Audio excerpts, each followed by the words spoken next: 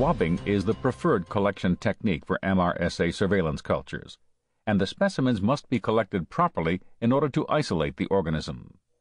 When collecting a swab for MRSA, there are 4 concepts that you must keep in mind. 1.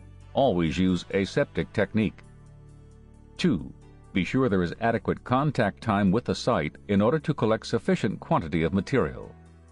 3. The method of swabbing must be properly conducted in order for there to be sufficient material for testing. And 4. Minimize transport time to the laboratory in order to ensure a fresh specimen and more accurate testing.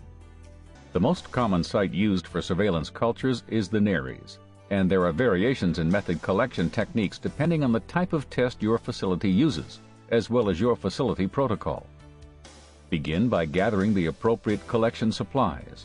Always use sterile materials and specimen containers along with the appropriate transport media.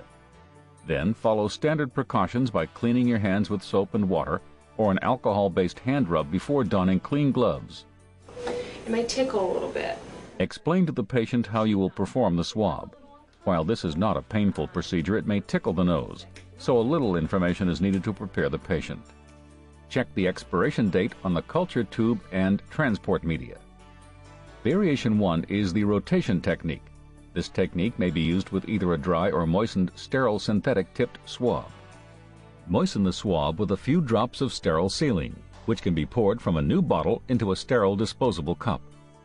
Insert the swab into the Nares, being careful not to touch the outside of the nose.